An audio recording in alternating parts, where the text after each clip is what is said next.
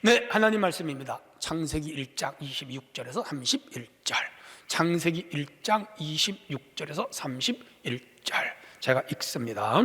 하나님이 이르시되 우리의 형상을 따라 우리의 모양대로 우리가 사람을 만들고 그들로 바다의 물고기와 하늘의 새와 가축과 온 땅과 땅에 기는 모든 것을 다스리게 하자 하시고, 하나님이 자기 형상 곧 하나님의 형상대로 사람을 창조하시되 남자와 여자를 창조하시고, 하나님이 그들에게 복을 주시며 하나님이 그들에게 이르시되 생육하고 번성하고 충만하라, 땅을 정복하라, 바다의 물고기와 하늘의 새와 땅에 움직이는 모든 생물을 다스리라 하시니라. 하나님이 이르시되 내가 온 지면의 씨 맺는 모든 채소와 씨 가진 열매 맺는 모든 나무를 너희에게 주노니 너희의 먹을거리가 되리라. 또 땅의 모든 짐승들과 하늘의 모든 새와 생명이 있어 땅에 기는 모든 것에게는 내가 모든 푸른 풀을 먹을거리로 주노라 하시니 그대로 되더라. 하나님이 지으신 그 모든 것을 보시니 보시기에 심히 좋았더라. 저녁이 되고 아침이 되는 여섯째 날이 되라. 아멘.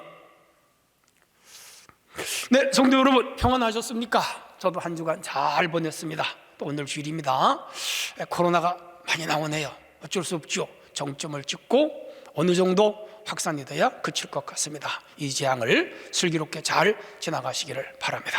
자, 오늘 주제는 인간이란 무엇인가? 인간이란 무엇인가? 아주 근본적이고 원론적인 말씀을 드리려고 합니다.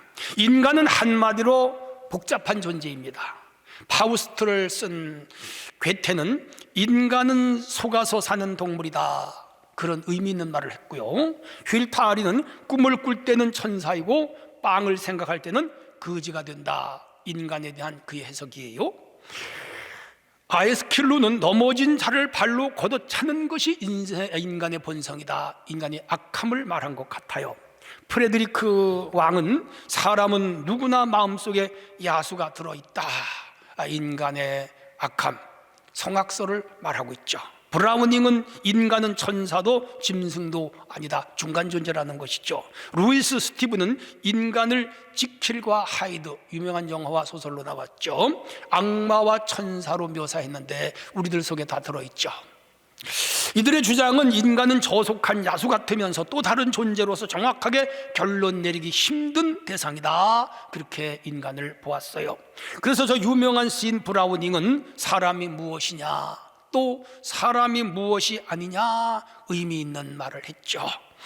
그의 이런 시는 인간은 나약한 존재이면서 또한 인간은 대단한 존재다, 그런 이중적 의미를 가지고 있습니다. 고대 히랍에서는 인간을 이성적 동물로 정의를 했고요. 즉 인간은 생각하는 존재라는 것이죠. 기독교는 신앙하는 인간, 즉 종교적인 인간으로 인간을 봤고요.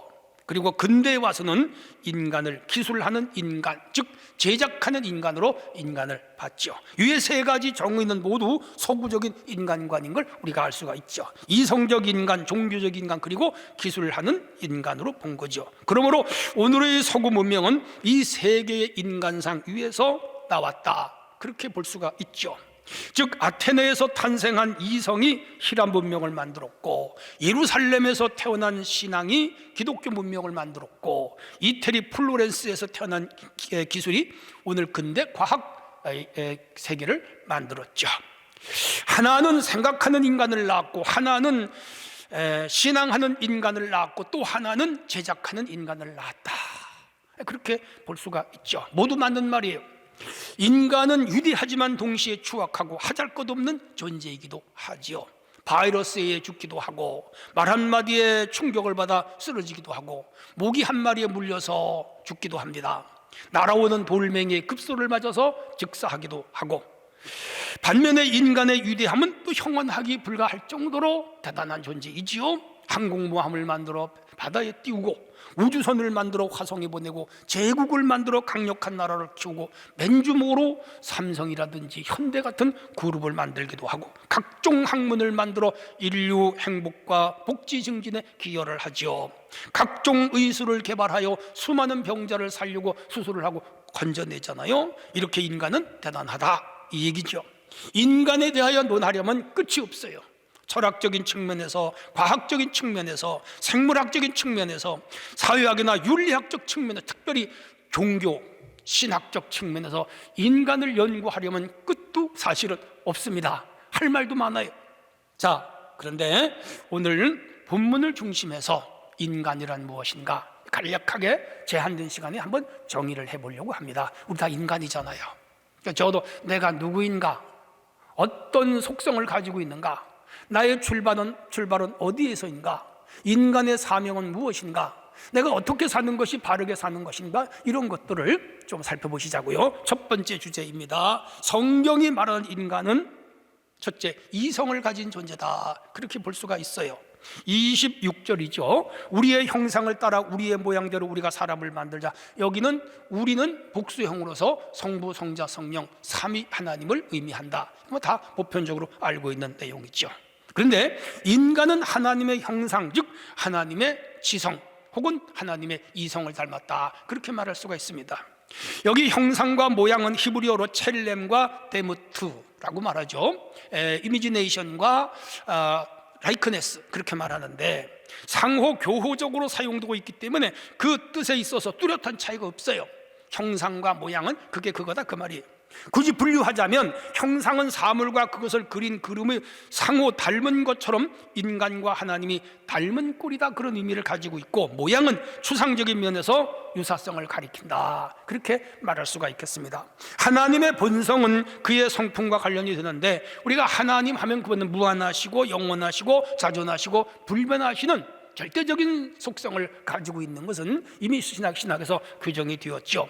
동시에 그의 상대적인 속성, 비공유적인 속성 가운데에는 영이시고 지혜의 근원이시며 전능하시고 거룩하시고 의로우시고 선하시고 진실하시다, 이런 거 우리가 다 알고 있는 내용입니다. 종합하면 우리 하나님은 지적 하나님, 영적 형상과 도덕 형상을 같이 소유하고 계신 하나님.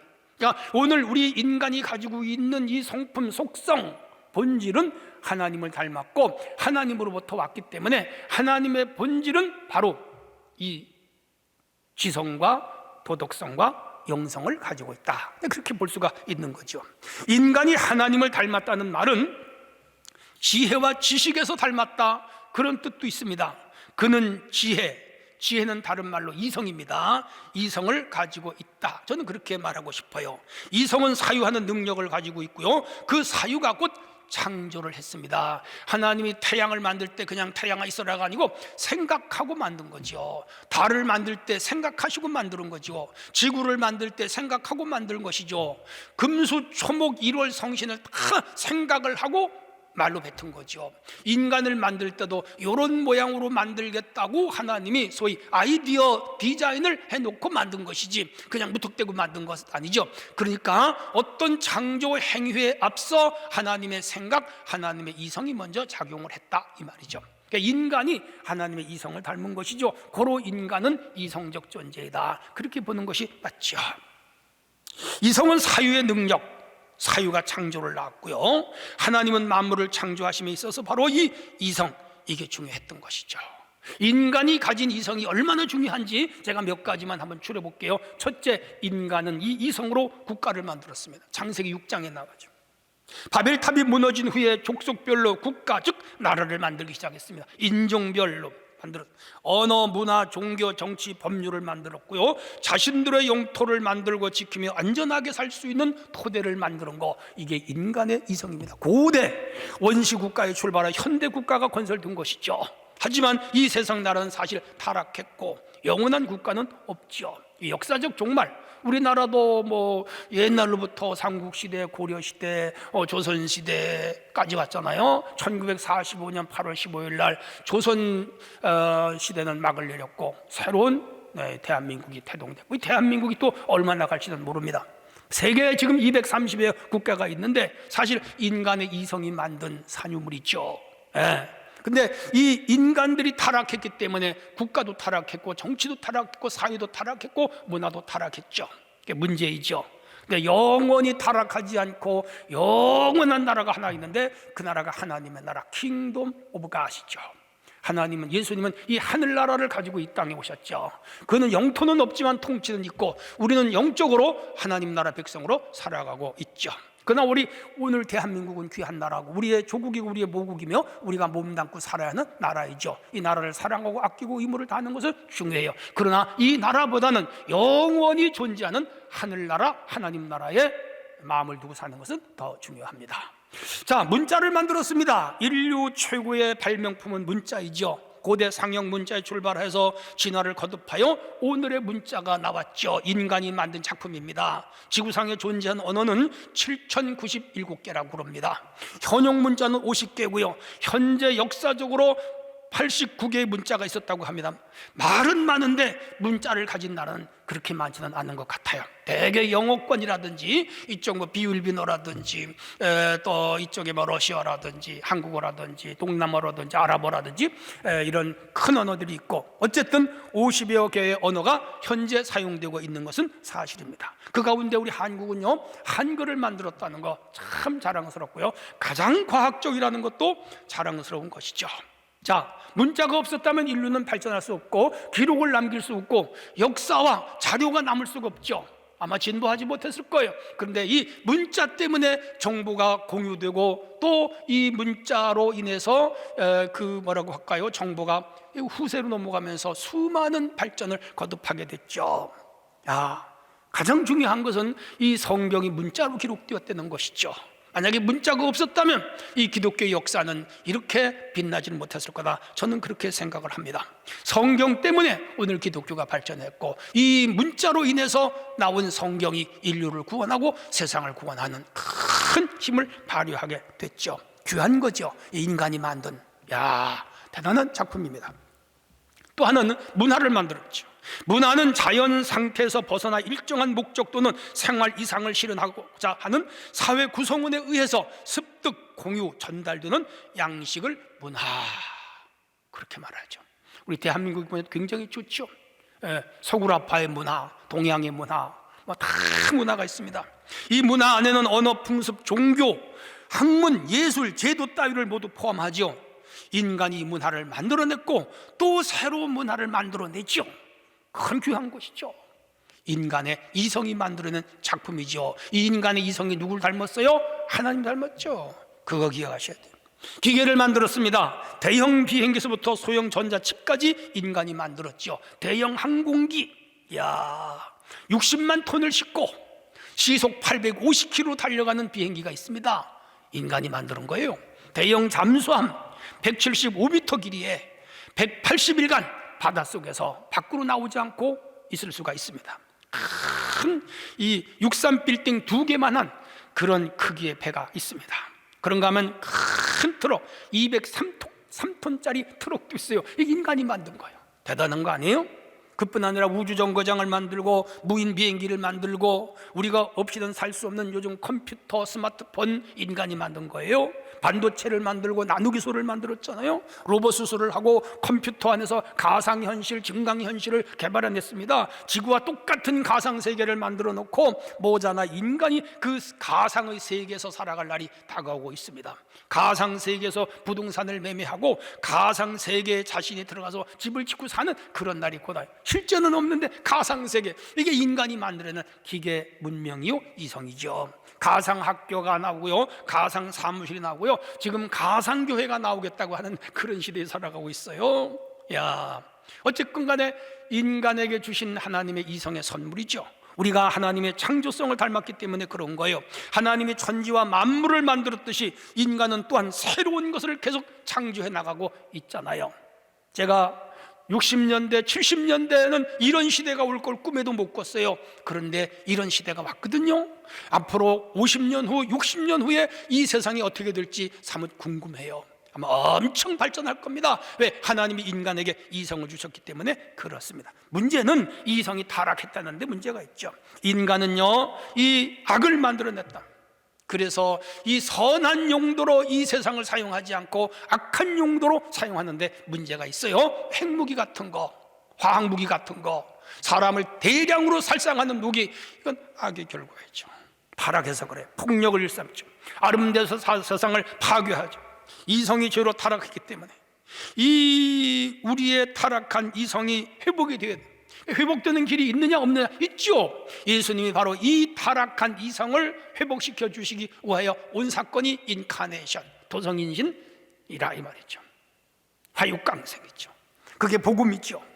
복음의 핵심인 예수 그리스도를 영접하고 우리가 성령으로 거듭나기만 하면 이 타락한 이성도 회복이 되어 악의 도구로 쓰임받지 않고 선의 도구로, 불의의 도구로 쓰임받지 않고 의의 도구로 우리의 이성이 쓰임을 받을 수가 있는 것이죠.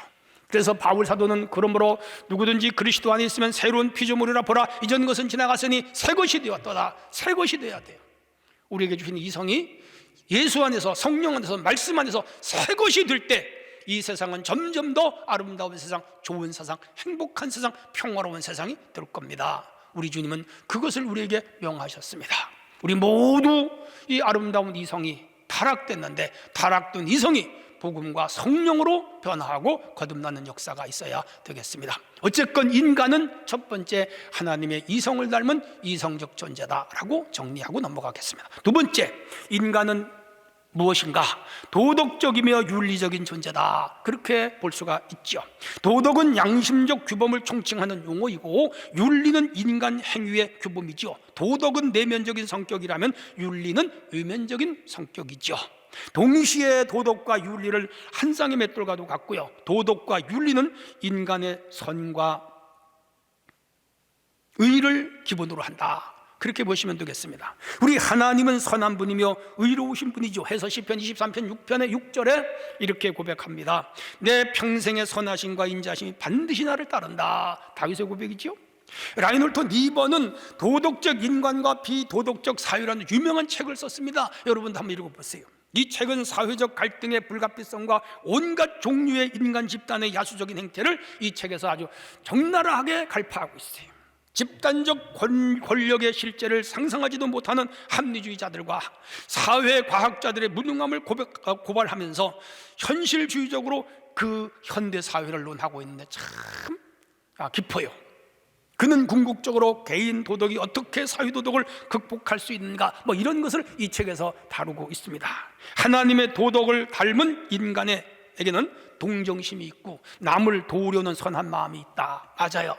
가난한 사람을 돕고 아픈 사람을 불쌍히 여기고 기아와 절망에 허덕이는 인류에게 온정을 베풀고 싶다. 있어요. 자선 낭비에 돈 넣고 무기명으로 마을회관이나 그 동사무소 앞에 돈을 갖다 놓고 그리고 수억, 수십억, 수조 원을 막 사회에 기부하는 사람들이 있잖아요. 인간 내면에 있는 동정심과 선한 마음이죠. 하나님이 주신 도덕성이에요. 이 도덕성이 가족의, 동족의, 민족의, 인류애로 나타나기도 하고 자연애로 나타나기도 합니다. 그래서 우는 사람과 함께 울고 웃는 사람과 함께 웃는 그런 마음이 우리 인간에게는 있죠. 그게 도덕성이에요. 이 도덕성은 우리 주님이 양과 염소의 비유를 통해서도 말씀을 했습니다. 마태복음 25장의 이야기예요. 내가 줄일 때 너희가 먹을 걸 주었고 목마를 때 마시게 하였고 나그네 되었을 때 영접하였고 헐벗을 때 옷을 주었고 병들었을 때 돌아보았고 옥에 갇혔을 때 와서 보았다. 양의 무리들에게 하신 말씀이잖아요. 인간의 동정심, 인간의 도덕성, 인간의 윤리성을 말씀하신 것이죠. 이게 인간에게 있다고요. 어디서 왔느냐고요? 하나님으로부터 왔어요. 우리 하나님은 도덕과 윤리를 가진 신이다, 이 말이에요. 이 세상에 많은 악신들은요, 도덕과 윤리가 없어요. 사람을 강제 제압하고 노예로 만들고, 예를 들어서 신이 내린 무속인들은 다 신의 노예로 살다가 죽잖아요. 하나님은 자기의 노예로 인간을 삼지 않고 자녀로 삼는다, 이 말이에요. 그게 차이점이죠. 부부가 서로 사랑하고 부모가 자식을 헌신하고 자녀가 부모에게 효도하고 형제간에 우애하고 친구간에 우정을 나누고 사제간에 끈끈한 정이 있고 이웃간에 깊이 있는 사랑과 정답게 살아가는 이 도덕성은 어디서 왔죠? 하나님으로부터 왔죠. 그런데 인간이 개인적일 때에는 도덕적인데 집단적이 되면 이익을 위하여 이기적이고 비도덕적인 성향을 보이게 된다라고 라인홀트 니버가 말한 거예요. 무의 책에서 그가 지적하는 개인 윤리와 도덕 윤리의 한계성이죠. 그는 그의 책에서 개인과 개인 간의 분쟁이나 갈등은 종교와 교육 혹은 이성과 양심에 호소함으로써 어느 정도 해결이 가능하지만 집단과 집단 사이의 문제는 해결하기가 힘들더라. 아주 의미 깊은 말을 했어요. 아주 예리하게 인간 사회를 꿰뚫는 통찰력이 이 리버에게 있었던 것이죠. 이런 원리는 교회 안에도 작용을 해요. 개인으로서 하나님 앞에 범죄하거나 양심적인 삶을 살 때는 회개가 빠르고 눈물이 빠릅니다. 다시는 죄를 짓지 말아야지 다짐합니다.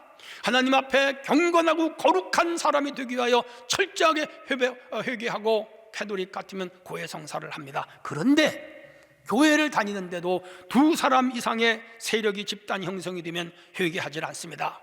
그리고 자기들의 이익이나 유익을 위하여 투쟁을 합니다. 비도덕적이며 비신앙적인 사람들이 되는 거죠. 예수님 당시 최고의 종교 권력을 휘두르던 바리새인과 사두개파들, 그 개인으로 돌아가면 다 신앙심이 있는데 집단이 되면서 그것이 집단화가 되면서 뭐지요? 이익을 쫓아가는 자들이 됐죠. 권력을 추구하는 자들이 되었던 것이죠. 그래서 그들은 결국 그 집단의 힘으로 예수님을 죽였습니다. 개인의 힘으로는 죽일 수 없어요. 근데 집단이 되면서 죽인 것이죠. 예를 들어 삼성이나 현대에 그 회사에 들어가려고 얼마나 노력을 많이 합니까?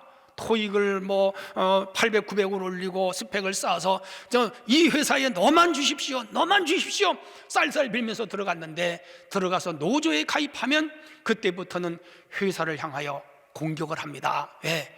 개인이 아니라 집단이 되니까 이런 문제가 생기는 거예요. 어느 TV 토크쇼에서 패널들이 나와 재미있게 대화하는 거 제가 봤어요. 개인이 집단에 들어가면 확 달라지더라는 거예요. 맞아요. 예를 들면 어떤 사람이 사업에 성공하고 사장이 되었고 아주 겸손하고 인격이 훌륭한 분인데 국회의원이 되던데, 국회의원이 되면서 달라지더라는 거예요. 자녀는 겸손하고 온유하고 선하고 착하고 인자하고 좋았는데 국회의원이 되더니 목소리를 깔고 걸음이 느려지고 반말을 하고 자기의 말만 말이라고 하고 남의 말을 듣지 않고 이상한 사람으로 변해가더라는 거죠. 이게 개인과 집단화. 여러분, 저도 예비군 생활을 해봤습니다만은 개인일 땐 참 착한데 예비군 옷을 입고 예비군 모를 쓰고 그리고 집단으로 차를 타고 같이 훈련받으러 갈 땐 사람들이 변해요. 지나가는 사람들에게 대해서 막 이상한 아가씨들이랑 휘파람을 불고, 근데 또 평복을 입고 오면 사람이 달라져요. 이게 문제죠. 라이너트 니버가 집단의 이기성과 비도덕성을 지적한 거예요. 우리들 속에 이런 것이 있지 않나 한번 살펴봐야 돼요. 개인적으로 있을 때나 집단적으로 있을 때 변하지 말아요. 그게 진정한 그리스도인이죠. 바울은 고린도 교회에 편지를 보냈습니다. 그 교회는 바울파, 베드로파, 바울파, 게바파, 아볼로파, 예수파, 네 파로 나뉘었어요. 개인적으로는 다 좋은 사람들이에요. 파가 형성되면서 서로 미워하고 집단화가 되면서 자신들의 이익을 주장하고 상대방을 비판하는 그런 세력으로 전락해버리고 말았죠. 다행히 바울 사도의 편지를 듣고 그 교회는 바뀌었습니다. 자, 도덕성의 극치를 보이신 분은 예수님 두말할 것도 없죠. 그의 삶은 약자를 동정하고 병든 자를 치유하고 가난한 자에게 먹이시고 죽어가는 자를 살려주셨잖아요. 남의 죄를 대신 위하여 자신이 죽었다. 이거보다 더 큰 도덕이 어디 있어요? 이거보다 더 큰 윤리가 어디 있어요? 이거보다 더 큰 사랑이 어디 있어요? 주님이 그랬잖아요. 오늘 우리는 도덕과 윤리가 하나님을 닮았다면 우리 예수님이 살아간 그 도덕과 윤리의 삶, 남을 동정하고 사랑하고 눈물을 흘리고 웃는 자와 같이 웃고 슬퍼한 자 같이 슬퍼하고 그리고 남이 죽을 죽음을 대신하여 죽는 이런 도덕, 이런 윤리, 이런 사랑, 그거보다 더 큰 게 어디 있어요? 이게 우리에게 있다고요. 우리가 예수를 믿고 구원을 받았다면 이 참 하나님의 성품, 하나님의 속성 중에 있는 도덕성을 우리가 그대로 회복하고 다시 살아나서 하나님이 기뻐하는 그리스도처럼은 못 된다 하더라도 예수님의 삶을 닮아가는 성도의 삶이 되어야 될 것입니다. 마지막 세 번째 주제예요.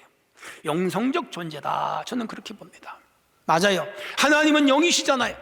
그래서 요한복음 4장 24절에 하나님은 영이시니 예배하는 자가 영과 진리로 예배할지니라 그랬어요. 하나님의 성품, 영성은 바로 그 하나님 성품의 총칭이다, 그렇게 말할 수 있죠. 하나님은 육이나 물질이 아니죠. 영원한 영. 영은 눈에 보이지 않고 만질 수 없고 소유할 수 없는 성질입니다. 그러나 존재는 실제해요.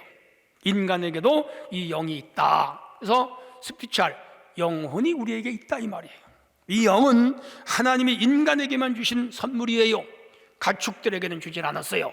동물 세계는 없습니다. 인간 세계에만 유일하게 주신 루하흐, 신약에서 퓨누마 혹은 조에라고도 말을 합니다. 육은 죽지만 영은 죽지 않아요. 그런데 이 영도 타락하는 성질은 가지고 있습니다. 해서 천사들이 타락을 했어요.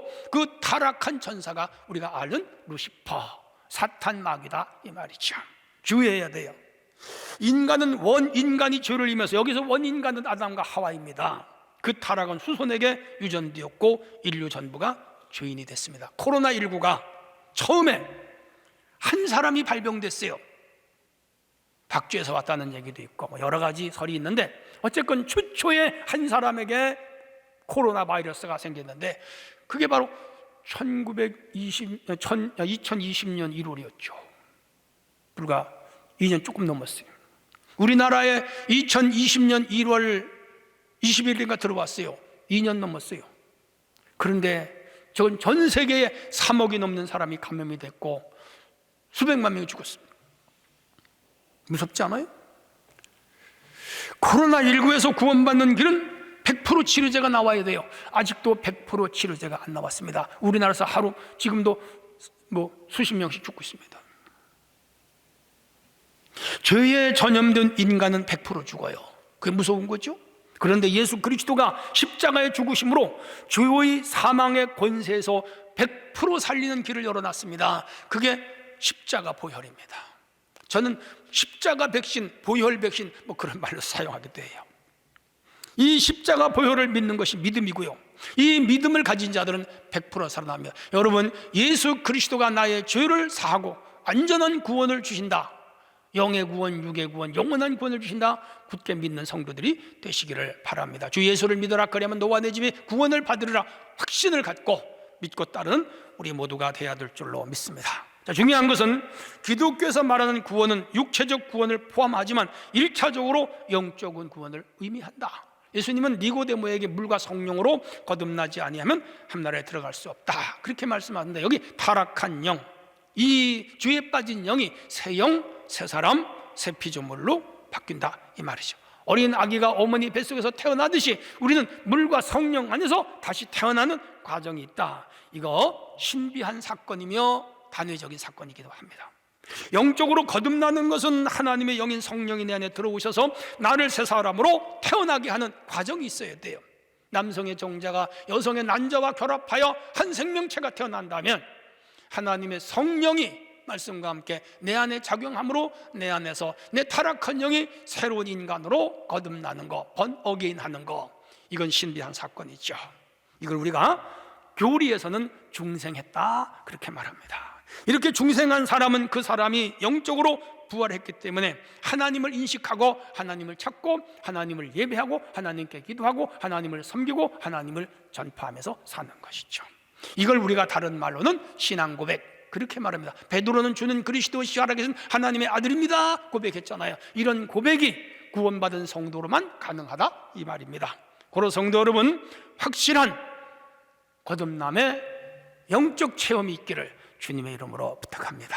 자, 그런데 영성의 사람에게 나타나는 네 가지 특성이 있어요. 첫 번째가 자유한 인간이 됩니다. 주는 영이시니 주의 영이 있는 곳에 자유함이 있는데라, 고린도후서 3장 17절에 유명한 말씀이에요.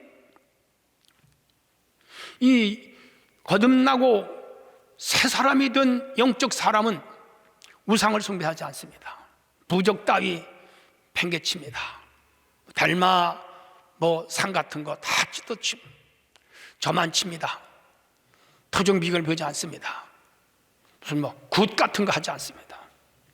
운명론에 사로잡히지 않습니다. 절대로 결혼을 할 때 무슨 궁합을 보지 않습니다. 우리의 운명은 하나님 손에 달려있다고 믿습니다. 내 생명의 주인이신 하나님 앞에 온전한 믿음을 가진 자들은 이 세상의 어떤 이 사탄 마귀의 수작에 자유합니다. 오직 그리스도 예수의 복음은 우리를 영원한 자유자로 삼기 때문에 그렇습니다. 이제 보름이 지났고 이맘때쯤 되면 불신자들은 뭐 점을 치러 다니고 이사하려고 뭐 좋은 손을 보고 나를 보고 그래요. 여러분 다 걷어치워야 됩니다. 오직 예수 안에서만 자유한 삶을 사는 성도가 되기를 바랍니다. 두 번째는 시야가 넓어요. 세상을 보고 사람을 보는 안목이 넓어집니다. 우물 안에 개구리가 되지 않습니다. 예수님은 베드로에게 세상의 복음을 전하는 사도가 될 그릇이라고 말씀을 했죠. 고기 잡던 어부가 세상을 향하여 나가서 온 세상을 구원하는 위대한 사도가 되잖아요. 로마에 가보세요. 베드로 성당 대단합니다. 2000년 사이에 이 베드로가 준 영향은 엄청나죠. 시골 저 고기 잡던 어부 한 사람이 예수님을 만나면서 그의 시계가 세계적이고 우주적인 인물이 됐다 이 말입니다. 오늘 예수 안에 구원을 받으면 우리가 우물 안에 개구리가 아니에요. 보는 폭이 넓고 보는 시야가 커져요. 성도 여러분, 큰 인물들이 되시기를 바랍니다. 세 번째는 주님의 향기가 나타납니다. 가시밭에 백합화 가시에 찔려도 향기가 나고요. 샤론의 장미는 벌판에서도 아름다운 꽃을 피우고요. 새벽별은 어두운 밤에서도 빛납니다. 영성의 사람은 어디를 가든지 주님의 향기를 날려요. 우리는 그리스도의 피의 공로로 구원받은 자들입니다. 하나님의 성령이 내 안에 내주하고 계십니다. 향수병 뚜껑을 열면 향기가 퍼지듯이 오늘 우리의 눈과 코와 귀와 입과 이 오감을 통하여 살아계신 하나님 예수 그리스도의 향기를 날리는 그런 성도가 되어야 됩니다. 왜? 내 안에 그리스도가 있기 때문입니다. 그리고 네 번째는 하나님의 형상으로 변하게 됩니다. 베드로, 요한, 야고보가 예수님을 따라 변화산에 올라갔습니다. 1500년 전에 하늘로 간 모세와 850년 전에 죽은 하늘로 승천한 엘리야와 예수님 세 분이 만나 그들의 옷이 얼마나 휘황찬란한지 세탁소 빨래하는 사람은 그렇게 할 수 없었다고 제자들이 고백을 합니다. 야, 베드로가 너무너무 황홀해서 주여 여기 초막셋을 짓읍시다. 하나는 주를 위하여, 하나는 모세를 위하여, 하나는 엘리야를 위하여. 그때 하늘로부터 소리가 들립니다. 이는 내 사랑하는 아들이니 너희는 저의 말을 들어라. 깜짝 놀라서 비몽사몽간에 이 베드로가 눈을 떴더니 예수님만 계신 거예요. 뭐지요? 그들은 잠시였지만 천국을 경험한 것이죠. 참으로 인간이 구원받아 들어갈 영원한 세계의 황홀함을 본 것이죠. 오늘 우리가 예수 믿고 구원받은 자들은 이런 형상으로 최종적으로 변화된다는 것을 우리에게 암시하는 사건입니다. 맞아요. 사랑하는 성도 여러분, 우리 그날은 우리가 하늘로 가는 날이지만 살아있는 동안에도 예수 믿는 사람은 얼굴이 온화하게 변화되고 성품이 온화하게 변화되고 생활 모든 삶이 빛과 소금이 되어 안 믿는 자들에게 참으로 그리스도의 형상, 하나님의 형상을 드러내게 됩니다. 너는 나에게 한 번도 전도를 안 했지만 나는 너의 삶을 보니까 나는 예수를 믿어야 되겠다, 교회를 다녀야 되겠다 라고 직장 동료가 나에게 말할 수 있을 정도로 그렇게 변화된 삶을 살아야 되는 겁니다. 이것이 진정한 영성이에요. 이것이 진정한 성령의 사람입니다. 결론입니다. 오늘은 인간이란 무엇인가를 생각해 봤습니다. 이성적 존재입니다. 타락한 이성이 아니라 구원받은 이성으로 하나님의 창조 능력을 발휘하면서 살아야 됩니다. 도덕과 윤리적인 존재입니다. 양심을 따라 살아야 되고요, 인간의 도리를 실천하면서 살아야 됩니다. 영성적 존재입니다. 우리는 내 안에 있는 그리스도의 영이 그리스도의 모습을 구현해낼 수 있도록 성령 안에서 살아야 됩니다. 우리 하나님이 원하시는 참 인간으로, 주님을 닮은 참 인간으로, 구원을 받은 참 인간으로 살아가는 우리 성도들이 되기를 주의 이름으로 축원합니다.